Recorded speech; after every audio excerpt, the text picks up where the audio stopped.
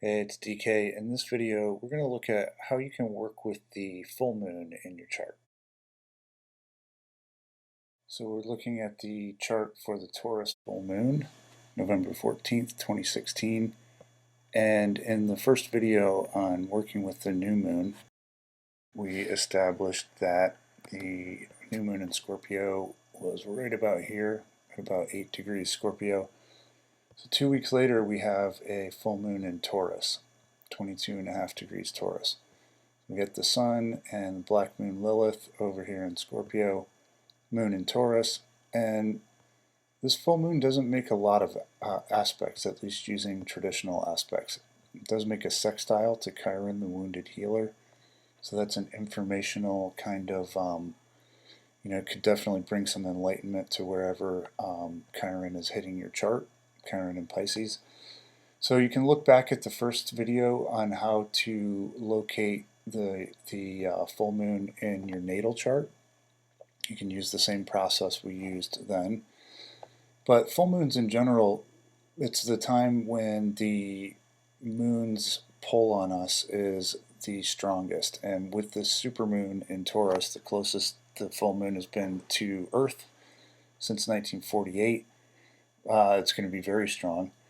But full moons, if new moons are when we let go of the old things of the past and set our intentions for what we want to bring in, the full moon gives us a check-in between from one new moon to the next. And a lot of times full moons can really heighten a tendency to act unconsciously or to just sort of get swept up in the energy. So they tend to be really high energy times.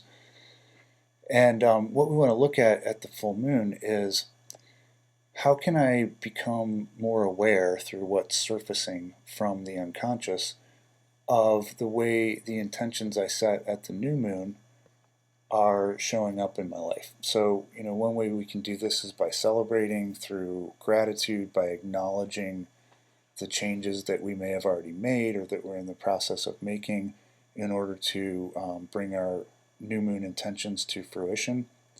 And another way that this can happen, and a lot of times we may not see this until the day or two after the exact full moon, is we will do something unconscious, act out unconsciously. So we'll say something, we'll bump into things, we'll indulge in something, whatever the case may be.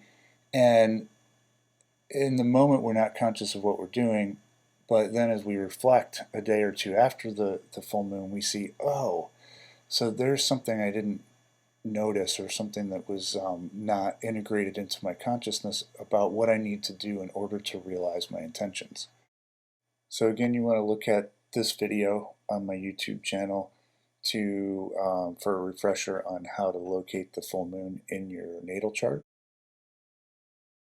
So we're going to use a solar chart for a Leo sun sign chart. So for every Leo, the new moon in Scorpio 2 weeks ago would have been in the 4th house, because any Scorpio for Leo sun sign charts is going to be 4th house.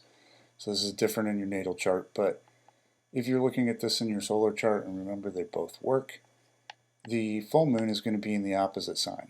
So it's going to be in Taurus. So for this person, we would have had a new moon in the 4th house in Scorpio, and now we've got the full moon in the 10th house in Taurus.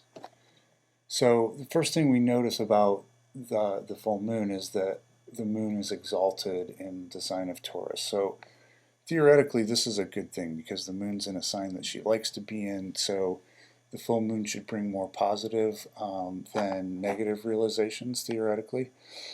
And if this person was working with letting go of an old pattern related to 4th house issues, so security, home, and family, they could have decided that their current home wasn't working, they're going to move. They could have set some intentions to be free of a family pattern that has been manifesting in behavior or anything that they don't want anymore. And then what we're going to look for now is how does this show up? What kind of progress can I tune into in the 10th house? So 10th house would be my career, my status, my reputation, who I am out in the world. Now, sometimes a full moon in the 10th house, which is only going to happen once a year in your chart, can bring recognition, it can bring acclaim, it can bring sort of a fruition or culmination of what you've been working on. But in my experience, the full moon will usually show up more as the moon's the planet of our inner emotional reality. So it usually will show up more as feelings or, I'm acting a certain way at the full moon or I'm feeling a certain way. And that actually, as I have time to reflect on it, shows me more about this area of my life. So theoretically, this person so let's just say they resolve to let go of a pattern of trying to please a father who never gave them the approval that they wanted. Fourth house. 10th house, they're going to have an experience out in public or related to their career or their status or their reputation that gives them a check-in on that energy. So maybe they run into somebody who normally they would react to this person. This is a kind of mean, disapproving person, and normally that it would freak them out and they'd go into their shell. Not that Leos go into their shells too often, but they would kind of like shut their Leo-ness down and stop shining because subconsciously this person is a projected father figure. And at the full moon, they realize, like, I don't feel beholden to this person. I'm just going to keep doing what I'm doing. Go ahead and hate.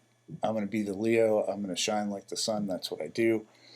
So, and even if it was the opposite, even if they saw themselves shutting down and a couple days later or in the next week they have a chance to reflect on that incident, then that can still be helpful because they realize, oh, okay, those are the kind of people, those are the kind of situations where this pattern that I want to let go of is really operating. So I think that's a short but sweet way of how we can work with the full moon. And, I would also say for Leos, this supermoon in Taurus is a great time to reflect on what you've been able to accomplish as a public person. And, your accomplishment as a Leo is basically just to shine and bring your radiance into the world. And then also to look at where some of those family patterns might be holding you back from shining more. Last thought, this is a place that we can really use rulerships too. So the full moon is in Taurus, and we looked at Mars and Pluto as the rulers of Scorpio in the previous videos. For the full moon, we want to look at where's Venus in the chart. So in this person's solar chart, Venus is conjunct Jupiter, same degree. So they're operating as a team, the two luckiest planets in the zodiac. And it's in the 12th house in Cancer, so 12th house, where the ego personality tries to dissolve back into the soul or into union with everything that exists, but can also show addictions or mental illness or living in a fantasy world or losing oneself and not being able to control one's reality in some way. So this full moon is also going to activate this energy in the chart. And if this person is an addict, for example, somebody with a lot of Cancerian emotional energy tucked away in the 12th house and this hard to control part of the chart, they could have a real spike in their addictive behavior at the full moon. And then as they reflect, they would ideally see that, oh yeah, that's where that's coming from, is I don't feel safe, I don't feel grounded, I don't feel at home in the world because of my harsh father figure. And it's a place where we can really, especially since the moon doesn't make a lot of aspects, the full moon itself, it's a way that we can get more meaning out of the chart and understand how it's affecting us through understanding the rulerships.